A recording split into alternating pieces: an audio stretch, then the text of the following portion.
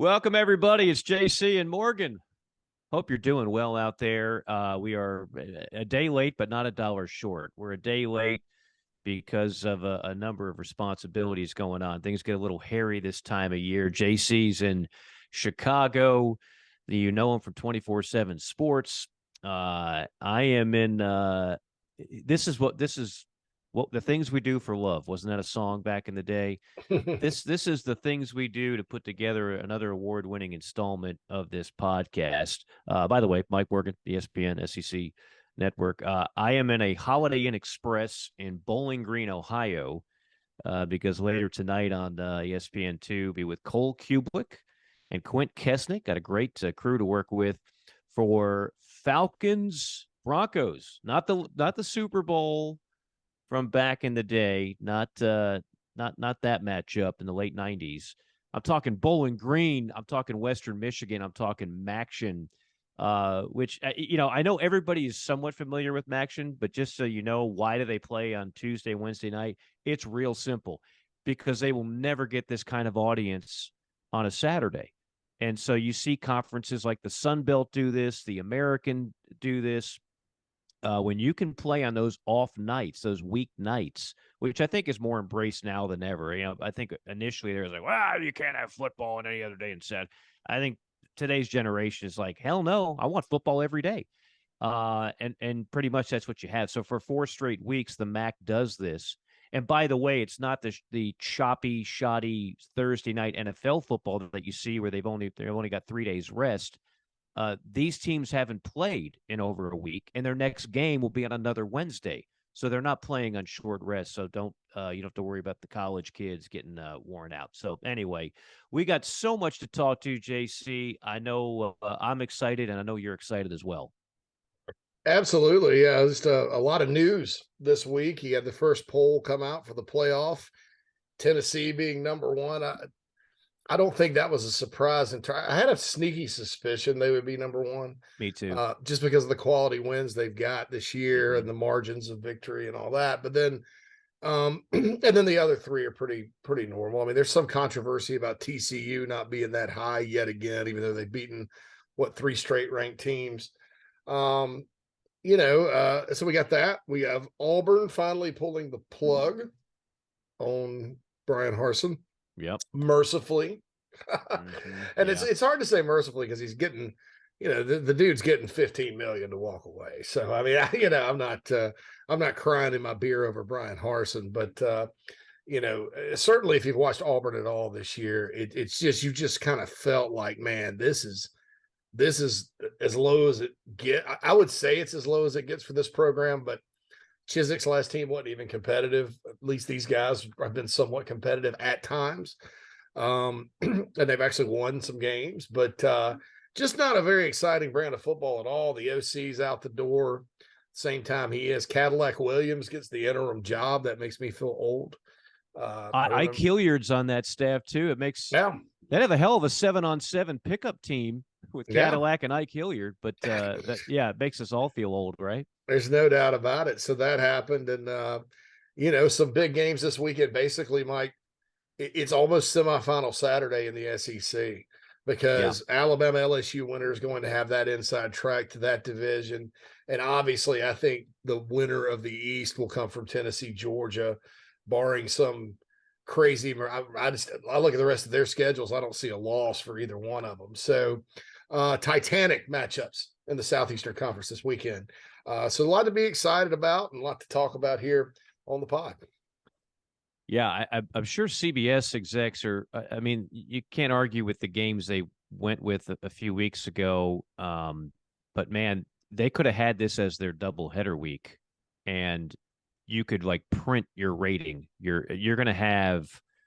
Andy Staples did a great article, like the magical number. There's select few college football games that can draw 4 million viewers. I think both these games are going to have over 4 million. So you could have had back-to-back games on your network with over 4 million. Alabama LSU winds up being the ESPN game. Georgia Tennessee winds up being the CBS game. And there's no telling what the number is going to be on that one.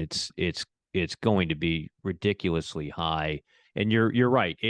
This serves like a semifinal, like a playoff. You could make the argument that Georgia needs this more than Tennessee, because Tennessee already has two of the biggest wins of any team out there. And if they lose, they're going to be 11-1, and they're going to be 11-1 and sitting there, and I think, and still in very good shape to make the playoff. If Georgia loses, there's no question they have to do extremely well the rest of the way just to get in, and they still might not get in a packed field. You've got the TCU thing, that allows people like Joel Klatt to claim SEC bias and all that stuff. The bottom line is, whenever you do that, and then when Alabama does get in, then they whoop up on a team like TCU. So I get it. TCU's undefeated, Alabama's not. But TCU's out of conference schedules at Colorado, Tarleton.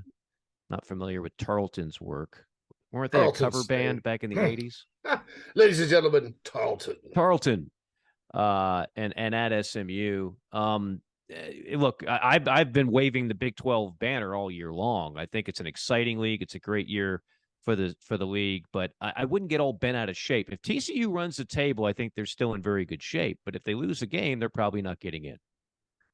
Yeah, I agree with you. I mean, I could make I think the problem, if you're TCU and what you're upset about a little bit, is, hey, man, you did this to us back in 2014. And if our names were Texas and Oklahoma, perhaps we would have gotten in instead of TCU and Baylor, or at least one of us would have. And I think what also gripes TCU people is you look at Alabama getting a lot of credit for a road win at Texas by 1 point. Texas's average is grits this year still. I mean, and Alabama struggled. They lost to Tennessee. They just haven't looked the same. So I understand. I don't think necessarily it's SEC bias, more so than maybe brand bias, if that makes sense. Look at Clemson at 4. You can't tell me Clemson's had a better run of it. And the guy got up there and talked about the strength of schedule for the Tigers. I was like, well, I guess you're, some of these ACC teams that just, are not very good, but they've won and been ranked.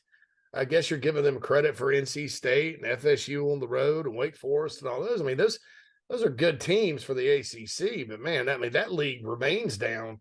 It's nothing like the Big 12 bloodbath TCU's been through. It's clearly it's a brand recognition play. We can all admit that, right? Yeah. I mean, so I think that needs to be out of it, to be honest. But it's college football, and that matters. A lot of things matter in this sport that don't matter in other sports. So yeah, I'm thinking, I'm thinking TCU will get there. They just keep winning, because they're going to end up, Mike, with too many quality wins to leave them out, just because, as you've mentioned all year, and you called this, I think, in week 2, the Big 12 top to bottom is an awfully strong league. Right. Yeah, I think a 13-0 TCU is going to find its way in. So I'm not really worried about TCU. And that's the thing about getting all bent out of shape about these rankings. They mean virtually nothing at this stage. So many playoff type games take place in November and separate fact from fiction, teams that are truly in this race and teams that are truly not. I mean, I hear a lot of people trying to find a path for the Pac-12. And by the way, how do you have Southern Cal ahead of UCLA? That makes no sense. I still don't think the Pac-12 gets in. They've been shut out for 6 years, and I think that Georgia-Oregon game is people can't wipe that from their hard drive. And so you've got to, I just don't think Oregon gets in. And then UCLA, Southern Cal, like Southern Cal beats Utah loses to Florida, and there's UCLA. I don't see it. I think we're looking at SEC, Big Ten, and then and TCU and Clemson.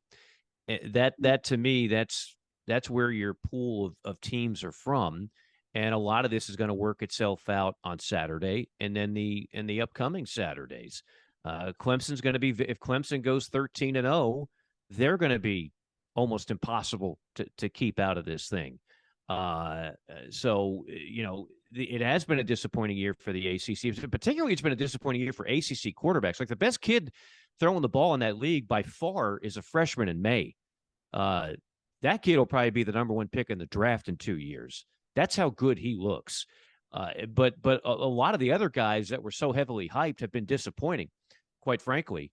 I mean, I just saw 2 of them up close with the Miami, Virginia game that I had. By the way, JC, I had a quadruple overtime game without a touchdown and 2 That's ACC awesome. teams.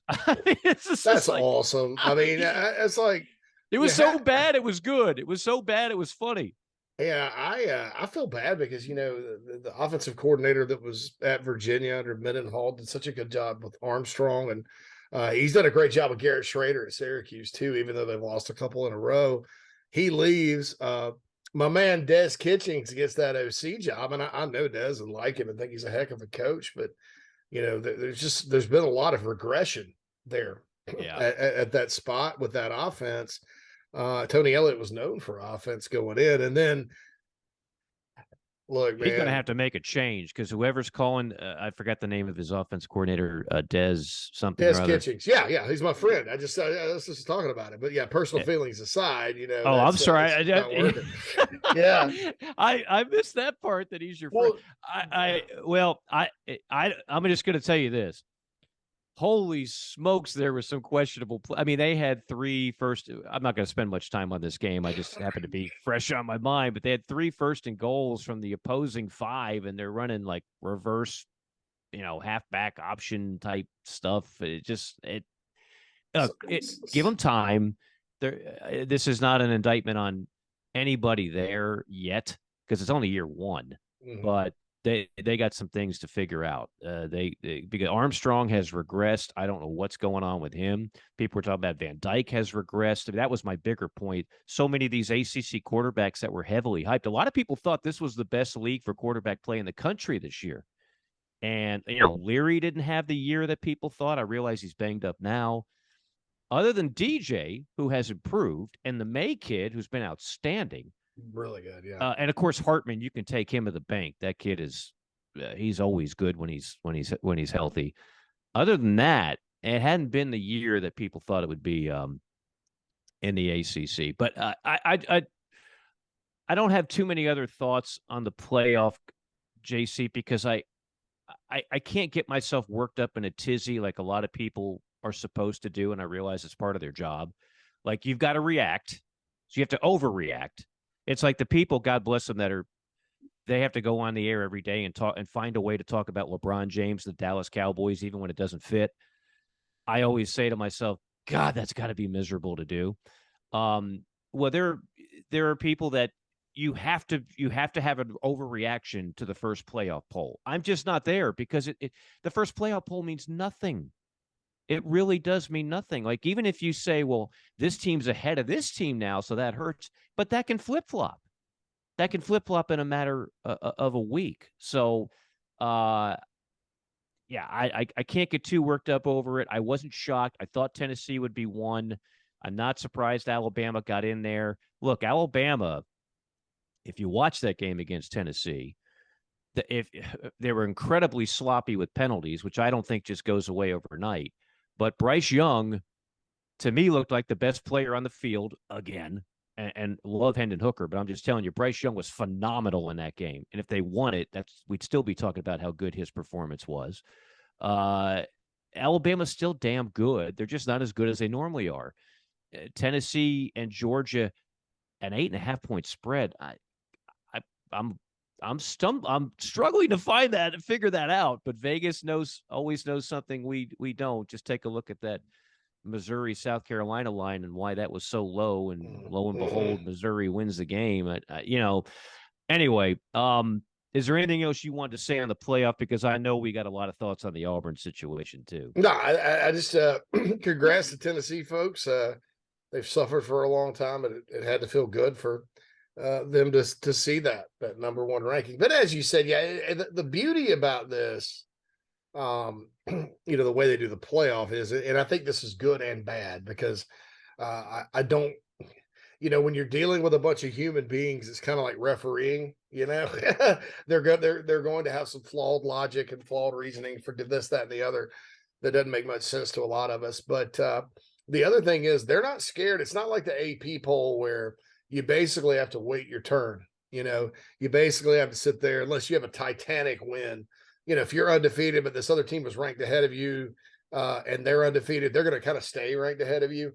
Not in the playoff poll. They'll shake it up and move it all around and stuff like that. So if I'm TCU, I'm probably not as worried, as maybe I should be, or maybe you would be if it was like the last weekend in November. I would say one thing I would take away from where everybody is ranked is that I think if you're Michigan, you might be sweating that Ohio State game, knowing that if you do fall short, you're not in the same position Tennessee is. And you're not going to leapfrog an undefeated Clemson, and you're not going to leapfrog an undefeated TCU, I don't believe. So if you're Michigan, you're really feeling like that is your playoff game now. The chances of getting in as a wild card, so to speak. I'm not sure if that's going to be there for the Wolverines, and that'll just make that game a little extra exciting, as if it wasn't enough already. All right, where do we start with Auburn? Okay, so you and I have been talking about this for weeks. We knew this was going to happen, like everybody else knew this was going to happen. I got to say right off the bat, no matter who they hire, the bigger surprise to me is already, I've known John Cohen for a long time, going back to when he was a baseball coach in the SEC, both at Kentucky and his alma mater, Mississippi State. I've known John Cohen as an athletic director in Starkville. Very happy there. Like, there's some people that just fit in Starkville. It's not for everybody. John Cohen was more than comfortable. I think he could have had that job for another 10, 15 years and would have been very happy about it. So the fact that somewhere in the middle of the night, Auburn said, we need a guy that knows this league left and right and has experience in it and knows the pitfalls and knows the challenges, and John Cohen checks all those boxes, go poach him away from Mississippi State. And poor Mississippi State, in the middle of a football season, loses their athletic director. I know the players don't necessarily care about the AD when they're playing, but the coaching staff sure does. I mean, he signs the checks. So that was the stunner for me. In terms of the move itself, Barrett Sallee, who we've had on this podcast, I thought and he happens to be an Auburn alum, had a couple of very telling numbers. First off, everybody likes to talk about what a soap opera Auburn is, and this could only happen at Auburn, and Harsin was never given a fair chance, and he wasn't given a fair chance. But he posted this, he said, don't fall into the trap of you can go 8-4 at Auburn and still get fired. Well, Harsin was 3-5, got fired. Gus Malzahn was 6-5, got fired. Chiswick 3-9, Tuberville 5-7, Terry Bowden 1-5. I can tell you there were a few rumors about Terry Bowden back in the day. It might have also helped that, but we won't get into that. Pat Dye 5-5-1, and going all the way back to 1980, Doug Barfield 5-6. So that does kind of go counter to what a lot of people say about Auburn. You can go 8-4, and the politics there will still kill you. Not necessarily. The other thing I thought was interesting, Barrett posted the idea that the opening at Auburn is bad due to job security is false. Number of full-time coaches since 2000. JC, you want to guess which program has had the most coaching turnover? This is SEC now. Since 2000. I would say Florida or Tennessee. Damn, you are all over it. Florida is 1 with 7. Tennessee is 2 with 6. Auburn is 3rd with 5. LSU is right after that with 4. Alabama has 4, and Georgia has 3. Have you noticed something about all those programs? They've been pretty good since 2000. Like, they've had a lot of down moments. But for a while there, all 1, 2, 3, 4, 5, 6 of those programs were winning some serious ball games. So in other words, it's not just Auburn that this goes on at. Auburn gets, I'm not going to say a bad rap. They bring a lot of it onto themselves. because we know the backstory with Auburn. We know about the Yellowwood guy. Before that, we knew about the Louder guy. We know about all the people, and we knew that they wanted Kevin Steele, who, by the way, is now the defensive coordinator at Miami. That certain people there insisted that that's who they hire, and obviously they did.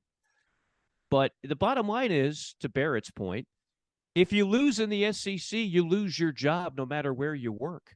Some places might pull the trigger a little quicker, but it's really not just an Auburn thing. Absolutely not. It's it's a situation where you don't people look at the Auburn thing because it has at times played out like a soap opera in public.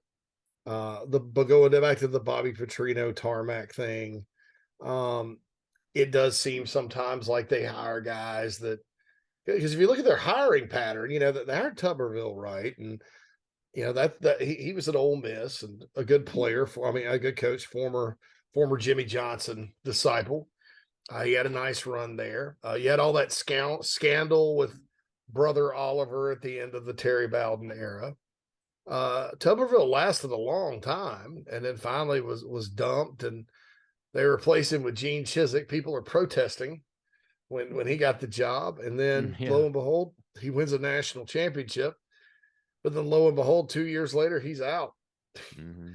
And so when they got Chizik, the whole thing that I noticed was, okay, they're putting a lot of money into assistant coaches. So what they're doing is they're hiring some guy that's happy to be there and loading him up with all these money for the assistants. So they're like, well, the staff will just win in spite of him.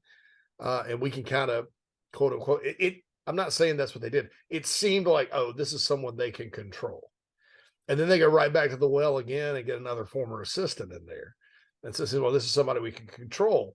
And it didn't really even smack you in the face that hard until when Gus was at the end, you heard it's going to be Kevin Steele. Well, that's definitely, that's 3 straight where you go, Malzahn had 1 year head coaching experience. Chizik was 5-19 at Iowa State. Kevin Steele, I think, had one of the worst losses ever in the history of college coaching at Baylor, and I think won something like 2-20 at Baylor. Hadn't been a head coach since. And then when they hired Harsin, it kind of felt that way too, because you all of a sudden heard, no, Steele's out. Alan Green, the athletic director, somebody else is making that decision now, And then lo and behold, they go and hire Harsin, who is a good football coach, man. He's just a fish out of water there. I mean, that just wasn't, he's just not a fit in the SEC. If Utah were to open, I think Harsin would go there and win a lot of games. I think Washington State, someplace like that, Cal, someplace out west where he's kind of from, I think he'd work out pretty well. But it just wasn't, everybody's like, who's this guy? Who's Brian Harsin? And it's just boring. Type of offense, and boring type of football. It was boring type of football. And, when you're kind of boring and you're not winning and you're a fish out of water, and then you went through all that crap last year, it all adds up to not working out. So I guess we're back to, Cohen will make the hire. I don't think he would have taken the job and then let the Yellowwood guy go, hey, you need to go hire Kevin Steele. Right. But it's going to be interesting to see sort of what happens. And Hunter Yurachek, who was the AD at Arkansas, sitting AD at Arkansas, he was targeted for that job. And Arkansas had to pony up to keep him. So that's interesting too, I think, is that they did say, okay, SEC guy. We need an SEC guy. I'm surprised Cohen left his alma mater for a conference rival, quite frankly. And maybe he's just been affiliated with Mississippi State his whole life and wants a new challenge or something. But it surprised me that he would make that move for the reasons you said, given, the comfort level he has in Starkville. Well, I was listening to Dan Mullen talk about this yesterday. And, of course, Dan spent several years there and was one of the most successful coaches that the Bulldogs ever had. And he said point blank, and again, he has no ill feelings toward Mississippi State. It was good to him, and they were good to him. But there's just more resources at Auburn. There's just simply more resources. So if you're scared, get a dog. Like if you know that more pressure undoubtedly comes with that, well then this is not the move for you. Stay in Starkville and do your thing. But obviously it was an offer that was too good to refuse, JC. He couldn't say no. I'm sure it's very well protected in case the fickle powers that be wanted to blame everything on this AD. I'm quite sure that contract will be very safeguarded if such a move were made. And sometimes you're just ready for something different. Sometimes you're just ready for something different. I mean, Mississippi State, and they still have a chance to have a really good year. They'll have Georgia next week in Starkville. But Dan Mullen, a lot of people think, took it as far as it can go, and Mike Leach is doing it as far as it can go. And the basketball program, has been okay, but not great. And of course, baseball is a monster. But Auburn's baseball has gotten better. Recently, a couple trips to Omaha. Auburn basketball under Bruce Pearl went to a Final Four, and Auburn football, everybody believes around those parts that, you know what, when the formula's right, they can do it. And Gus Malzahn showed that from time to time. And as you mentioned, Gene Chizik won a national title. So now the question becomes, as you said, who does Cohen? And I'm sure when he took the job, he already found out who some of the people around there want, and who the target list is. I can't help but think the top two names are Lane Kiffin and Hugh Freeze. Now, after that, it's darts at a board, but I can't help but think those would be the top two. What do you think? Oh, those are my top. Those have been my top two.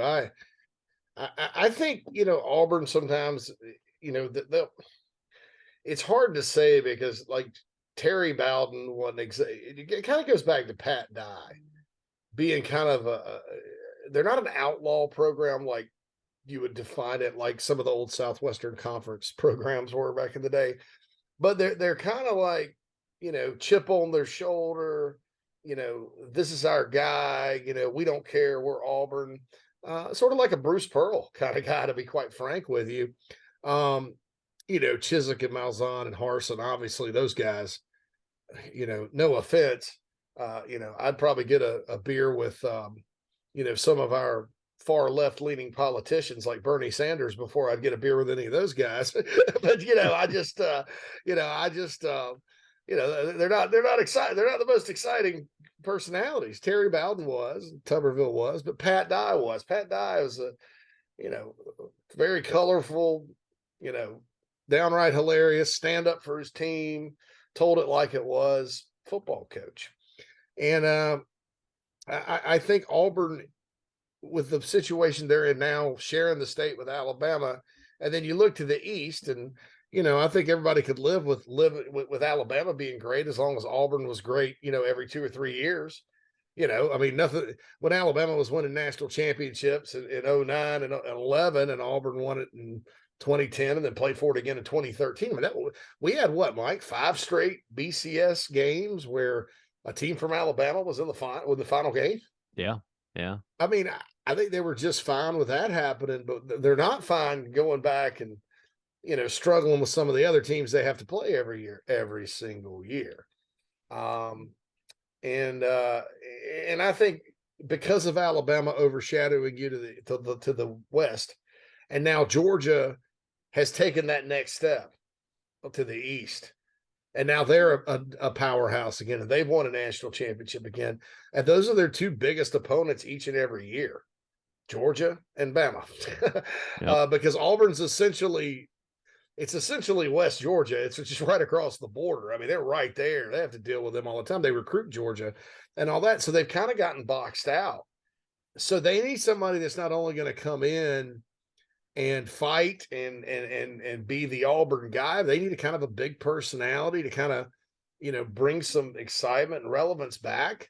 I think you do that these days with offense.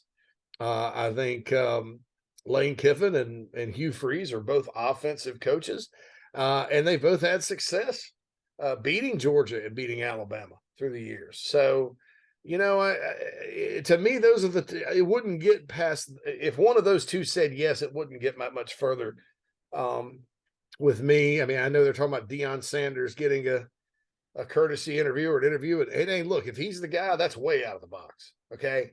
That's way out of the box. You could actually do with Deion structurally what you did with Chiswick and Malzahn, and just say, hey, we're going to get you the best coordinators money could buy, the best staff money could buy. Just come here and recruit. Your prime time. Let's rock. Right. And so that would be kind of a different path. But honestly, Mike, I think with Harsin, with what that program has been, they did take a different path and it blew up in their face. I think it's much better to go get the no-brainer and the guys that everybody has been talking about coming to Auburn for a while, and that would be Joey Freshwater, aka Lane Kiffin, and Hugh Freeze. Oh, Hugh Freeze up there. Just don't let Houston Nutt's attorney get Freeze's cell phone records anymore. Yeah. Well, I think enough time has passed. Well, first off, I don't think most people care a whole lot about a coach's personal life if he can coach ball. And the other stuff, and I'm not saying nobody does. I mean, for some people that's a deal breaker. I get it, but I think enough time has passed where people are less concerned about that. And you say, well, what about the NCAA stuff? And all that stuff now is pretty much legal. I mean, with NIL, you can navigate your way into buying players. We know that goes on. So we've talked about this before. I think he's going to be a Power 5 coach. I know Liberty just G'd him up to the tune of $8 million a year or whatever, but that's a smart move by Liberty, and no pun intended. God bless him for finding that kind of money for a school that doesn't generate those kind of dollars commensurate with their TV deal and attendance. I mean, they're paying them like they're in the SEC. But I'm sure the way that thing is written, if Auburn came calling, he could leave. The Lane Kiffin thing is fascinating to me because I said all along he's not going to Miami when people said that. I didn't think he was going to a lot of the other jobs he's rumored to go. It really comes down to this. Lane is in his comfort zone and he can be the mayor of Oxford for a long time if he wants it.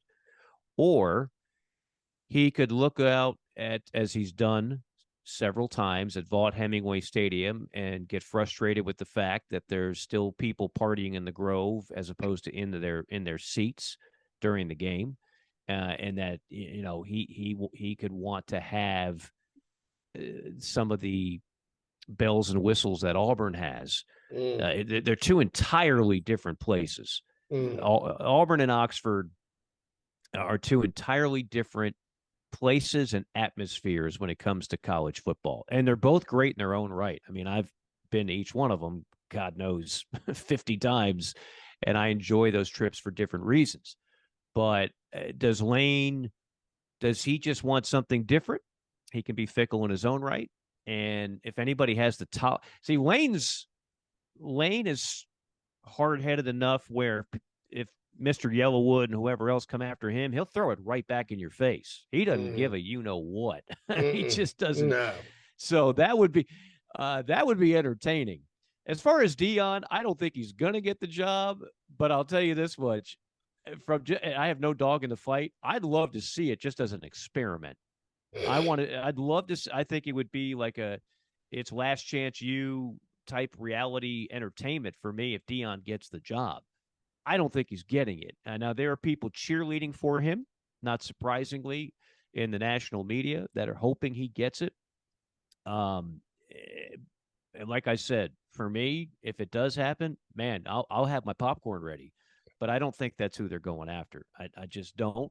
Deion will probably get offered other jobs, and he no doubt would love the Florida State job if that ever came open. So we'll just have to to wait and see. And I'll say one other thing on Auburn. Remember last week we did, it was this is the year of redemption, I called it.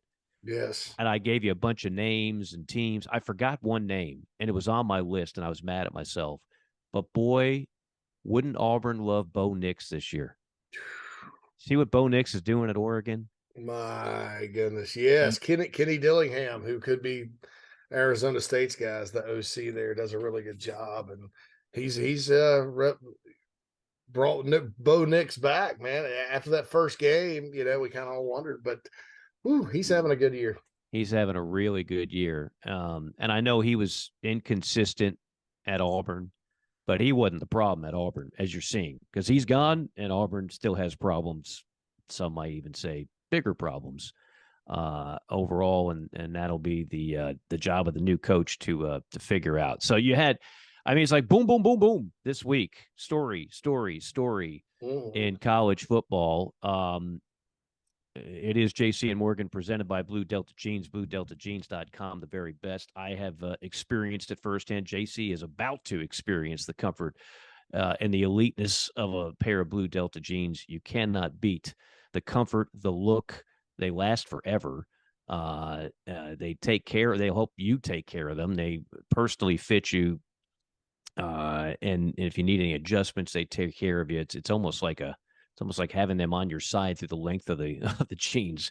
Check it out, BlueDeltaJeans.com. You will not be sorry for sure.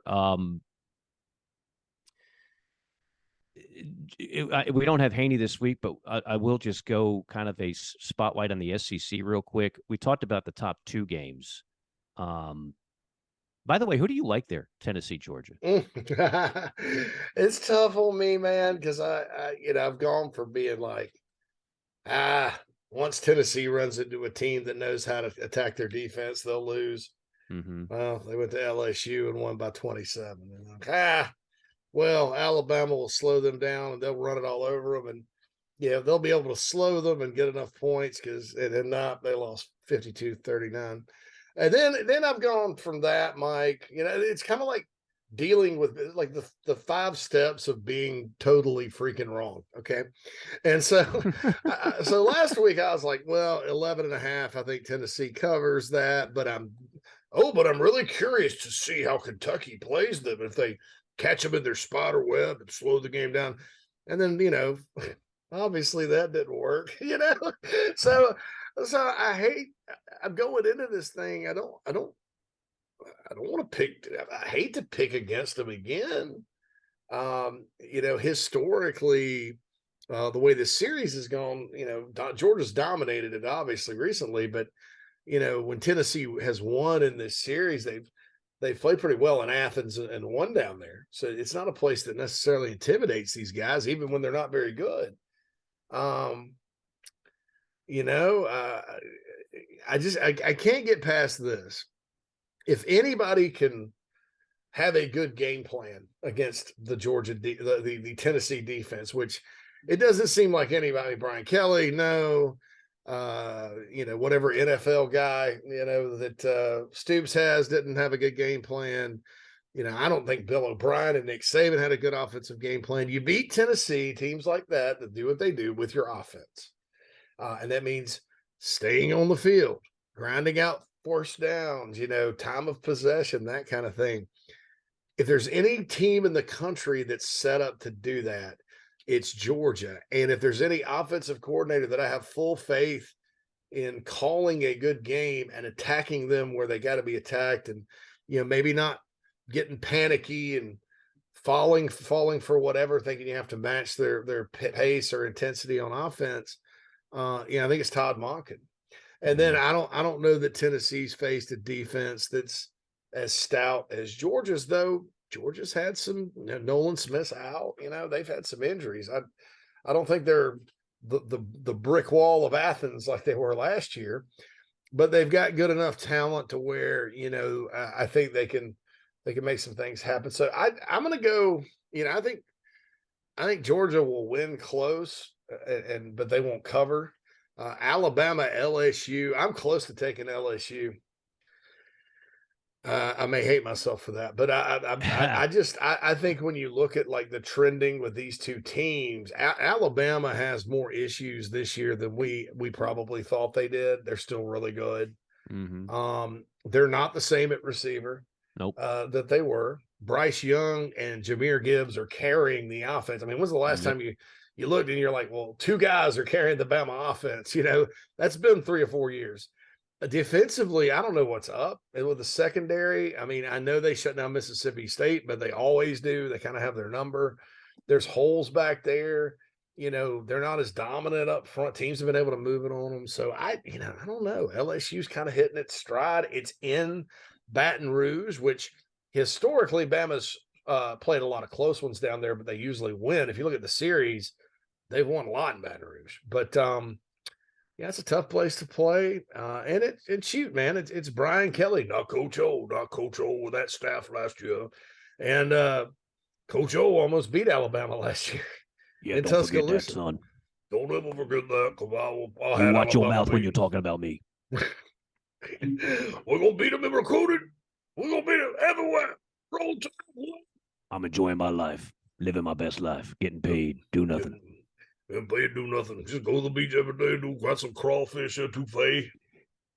Anyway, we could do Coach O pretty much the rest of the podcast. We should do the whole podcast in the Coach. I'm Coach down. I'm down for that. Anyway, but do so February. I'm close to saying LSU wins that game. I think you're talking yourself into LSU. So let me assume that that's where you're going to land. I'm still going to go Bama. Yeah. But I think, look, it would not surprise me at all if LSU won the game. Jane Daniels has now proven to be an effective passer in the SEC, not just a scrambler.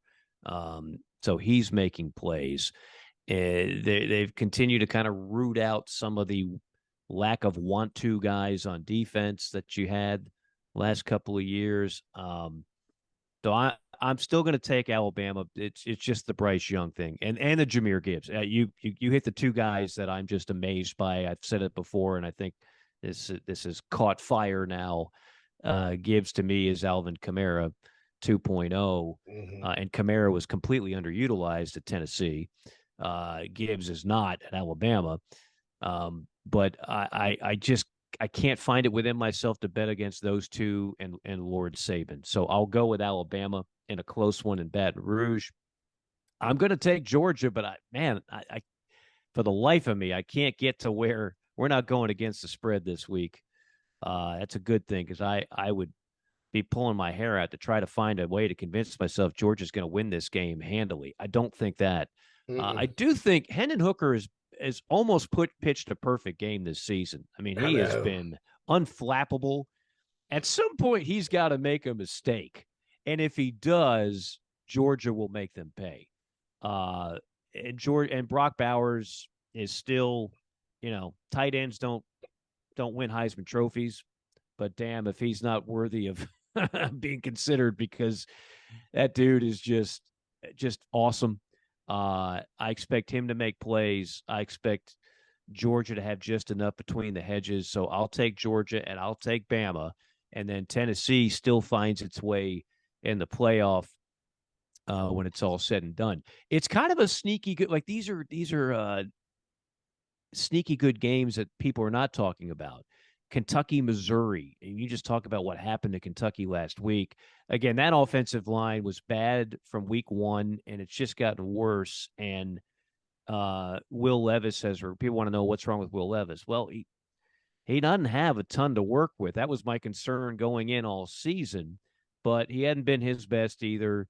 Defense is good, not great, despite the fact I think Brad White is a terrific coordinator. And you just saw Missouri finally get that win. They were going to bite somebody. They bit South Carolina. They could bite Kentucky again, and it wouldn't surprise me. Florida A&M in College Station. That's intriguing to me. I mean, it's like a who's a bigger mess bowl, right? Yeah. I mean, it's just and look, it's Billy Napier's first year, so you're not gonna. It's not an indictment on him, but Woody and Hayes has got no defense whatsoever. And he's got a quarterback that everybody went goo gaga over after a couple of highlights against Utah, who still can't routinely make routine throws. So that's kind of just an interesting game because of the struggles they both had. Liberty, the fighting Hugh Freeze is at Arkansas. Do I even have to say it? Auburn with an interim coach in Starkville. And then, boy, if you're the Gamecocks, don't let Vanderbilt ruin your season, because that game will be in Nashville and it's 7:30, and it just be careful. Be careful. Don't stump your toe if you're the Gamecocks. Yeah. So will John Cohen be going to the game this weekend?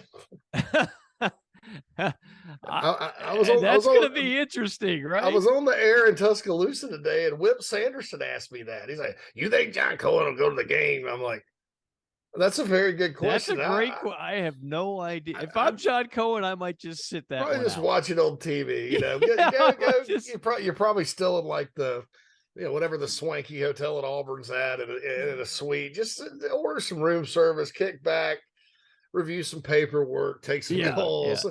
Maybe stay away from Davis Wade Stadium on Saturday. Yeah. I didn't even think about that. Here's another question I have. Who in the heck is in charge of non-conference scheduling at Arkansas? Yeah, I know. I mean, Cincinnati, right? BYU on the road. And Liberty at home. Yeah. And then the fourth one was Southwest, or it's Missouri State now. It used to be Southwest with Missouri Petrino. State. They had to sweat that one out for a half. A few years ago, they almost lost to Coastal Carolina. That's another one you don't want to schedule for an automatic dub. You might want to reconfigure that. Who decided playing Cincinnati, BYU, and Liberty when you're in the SEC West in the Western Division? Was the same. Well, that's a good idea. Let's just go Hogs. You know, poor Sam Pittman a break so he can enjoy his beer in peace. Dude, yeah, I mean, he's probably needed a lot of beer. He probably hadn't had time to kind of sit back and go fishing and kick up a couple cold ones. I mean, there's no break when you're Arkansas, but they've gotten it back on track. And, Liberty did a really good job. Liberty thumped BYU 41-14. So they're good. And they're not going to come in there intimidated by the Hogs. I can assure you that. But I think Arkansas, Mike, has sort of gotten back on track. They went through that period where Jefferson didn't play. That takes a lot out of their offense. Their defense, I think at this point, we need to just kind of admit that it's not that good. It is what it is. And then, Rocket Sanders is back, or he never went anywhere, but he's still like one of the best backs in the country, already over 1,000 yards. But that's still, anytime Liberty and Hugh Freeze play any SEC team, it's intriguing.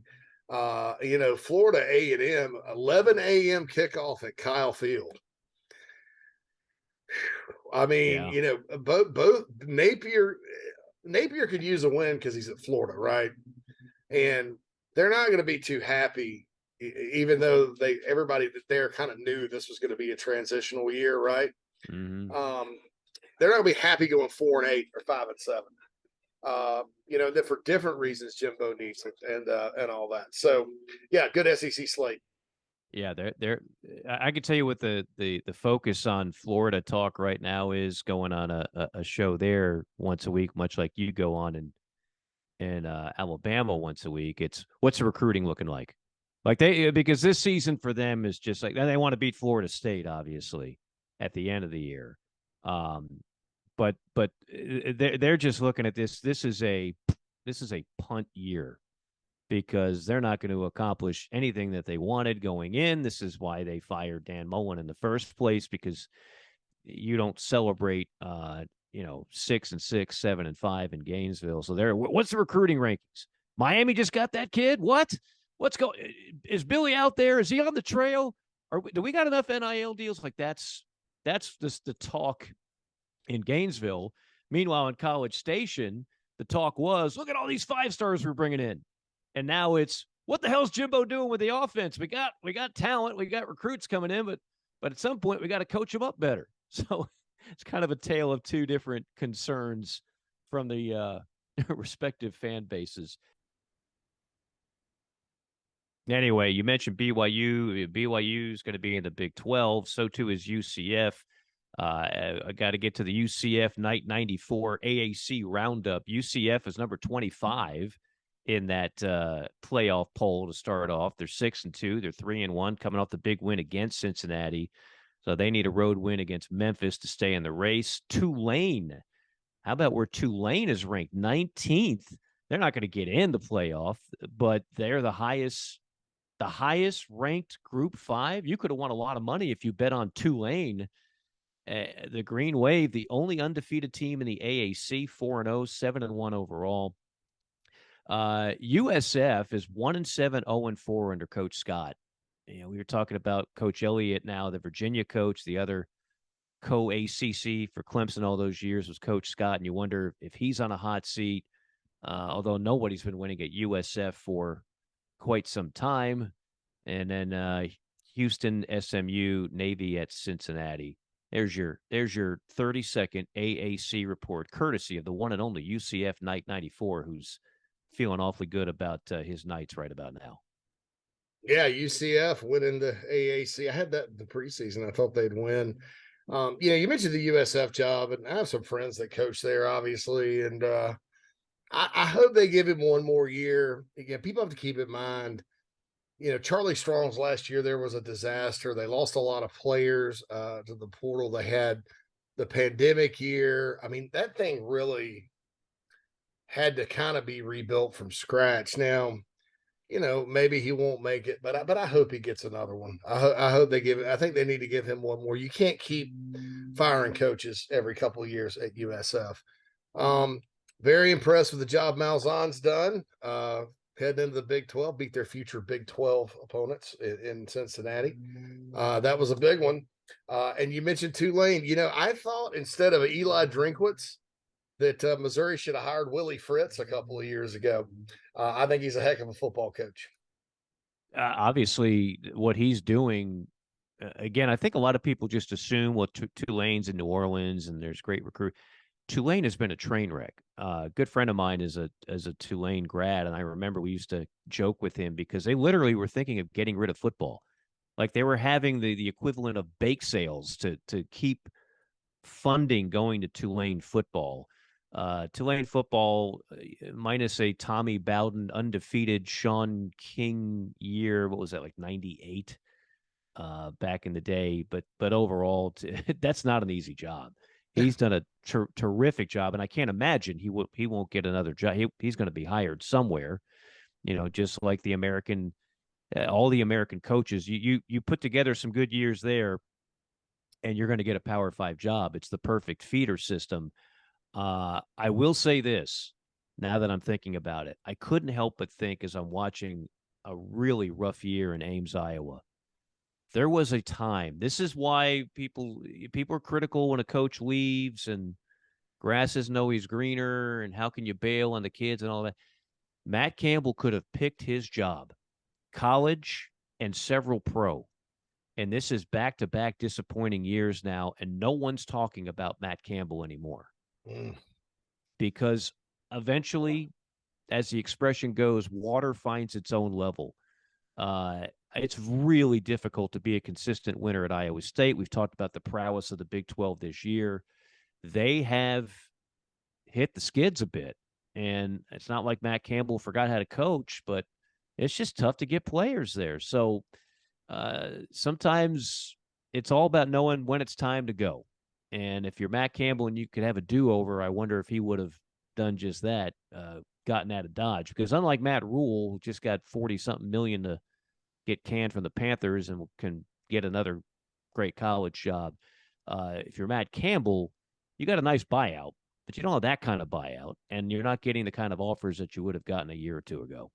No doubt. Now, the Big 12, and look, I think he has security at Iowa State, Mike. It has been a brutal year. They're in last. But man, oh man, I mean, they did win the Cy-Hawk Trophy. That matters. Yep. They did beat Iowa, and Iowa's got, of course, the worst offense I think I've seen in a long time. Started 3-0. They've lost 5 straight. But man, look, they lost by 7 to Baylor, 3 to Kansas, 1 point at home to K-State, who's a pretty dang good football team. Really lost good. by 3 points at Texas on a very questionable. It's probably the right call at the end of the day, but questionable call late.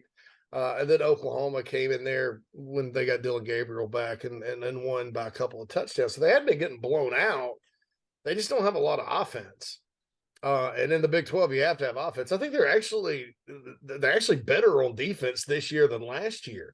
But to your point, man, if you don't beat West Virginia, you got Oklahoma State and Stillwater, you got Texas Tech, then you're at TCU. You could go winless in the league, and you're not going to be lining up to hire Matt Campbell for that reason. I mean, with coming off of that year, because athletic directors have to sell it to their people. I mean, look, I follow South Carolina pretty closely. When they hired Shane Beamer after they fired Will Muschamp, they would have, like, people in Columbia would have, like, cut off their nose to hire Matt Campbell, right? Because, here he was winning big at Iowa State. He's a more with less guy. Great fit. If he's coming off an 0-8 record in the Big 12, people, your boosters and fans, and that matters, unfortunately. I don't think it has anything to do with what kind of coach he is, but that matters because, you're going to, you want to kind of excite people, and how you're going to excite them with the guy that didn't win anything in his conference last year. And I think the same thing about PJ Fleck at Minnesota. Minnesota's a Big Ten job. They've got money. They can pay his exorbitant salary. He's done a great job getting them competitive. They're in a weak division. Sitting there at 5-3, 2-3. I mean, eventually Minnesota people are going to be like, oh, gee, the Gophers, they go to the, we go to a bowl game every year, but, oh, man, who's going to take this to the next level? And then they're going to start getting sick of you, and it has nothing to do with what kind of coach you are then either. The guy they need to call up is a guy right there in their neighborhood, my neighborhood, and Pat Fitzgerald at Northwestern. Now, Pat Fitzgerald's not getting fired, but look at them and how bad they've been the last couple of years after winning the divisions in the Big Ten. You know what I'm saying? This is a program that 2 years was on back-to-back or 2 out of 3 division titles. And now look at them. When you're in a place where the bottom could fall out, unless you're like, Steve Spurrier at South Carolina, who had them as good as they ever were going to be, and he really wasn't going to go take another job and, all that. South Carolina even may be a little bit different because it's in the SEC. But when you're at an Iowa State or a Minnesota, or even, dare I say, a Northwestern, Tom Allen at Indiana had some job offers a couple of years ago, didn't take it. Look at him now. You're right. You probably need to sort of reconsider. It's kind of the antithesis of my volcano program theory. There's some programs, or call them the level. The water finds its own level programs. Eventually, they're going to come back down. You just can't consistently win at certain places. Doesn't mean your coaching got worse. It just means the odds, the resources are stacked against you. So I just thought that was interesting. I know we're wrapping up early here because we're both on a time crunch. I do want to mention, so this game tonight, there's a guy that's going to be in attendance, Ben Chase. Have you heard about this guy? Ben Chase is a 33-year-old dude from Orlando. He is trying to break the Guinness Book of World Records for the most amount of college football venues in one season. The record unofficially is 50. He plans to make it to 60 games. He's already driven over 29,000 miles. He was just at the Kent State game last night. He's driving here to Bowling Green, Ohio tonight. He'll be at every college football playoff game. He'll be at some of the conference championship games. He's driving around in a van that he nicknamed Betty White. Don't ask. And he just goes around from stadium. I mean, who would not want to do this? Like, how many people in our audience would not want to just say, honey, I'm getting in a van. I'll see you in 5 months after I drive to 60 different college stadiums throughout the country. So we're going to talk about this guy. You'll hear about it a little bit tonight if you haven't already. He's on Twitter. What is he on Twitter? Ben G. Chase, I believe. Anyway, I haven't met him. We've corresponded via email, but I just thought it was an interesting story. I once had a couple of buddies of mine from college that toured every major league ballpark, all 30 of them in one summer. And I helped line up the credentials and all that stuff. That was impressive. That was 30. This dude's going to 60 college football venues in one season. So pretty cool stuff. Yeah, Florida grad from 2014. 37 out of 70. There's an actor named Ben Chase, too, who was in Law and Order, Organized Crime, but it's not the same guy. This Ben Chase actually looks kind of cooler than the actor. So he was at Kent State and rocking and rolling. So that'll be good. I may tune in just because of that, Mike. Yeah, I could see you doing something like that. I could see you just getting in an old Volkswagen van and bringing your dog Red along for the ride and just going to 60 spots throughout the season. We're talking about it. That'd be so great. That'd be awesome. The open road, like Dumb and Dumber. That's right. That's right. Anything else you want to hit on before we get out of here? No, nothing really big there. I think we covered it all. Just boy, there's just nothing like when Auburn has a coaching search. I mean, there's just something different about when Auburn has a coaching search that kind of makes me pay attention to college football. Well, there's only one thing that's been more interesting over the years, and that's Tennessee. And Tennessee, it looks like Tennessee finally figured it out after 15 years of putting gasoline to a dumpster fire. Tennessee, however they got there, and we've talked about it, sometimes it's a little bit better to be lucky than good when it comes to a coaching search. But they landed on Josh Heupel, and he clearly is their answer. And I think I do sense people that I know that have hated Tennessee their whole lives can't help but root for Tennessee this year. Two reasons. Number one, they hate Alabama more. In this case, they might hate Georgia more. But two, if you're a program that has been mired in mediocrity, or even worse than that, you can't help but look at Tennessee and saying, that gives us hope. That gives us hope because people thought Tennessee would be in year two of whoever they hired, 4-8 at the best, and now they're number one in friggin' college football. It's an amazing turnaround to say the least. Oh, it's crazy. Yeah, crazy stuff. JC, we'll turn this thing back around. We'll have Haney back with the Hot Haney 5 next week as well. We'll get back to our normal day and schedule. But always great talking to you, my friend, and look forward to doing it next week. Yeah, thanks, Mike. Thanks to everyone out there. Thanks to Delta Blue Jean Company, and we'll talk next week. All right, sounds good, everybody. So long. See you next time on JC and Morgan.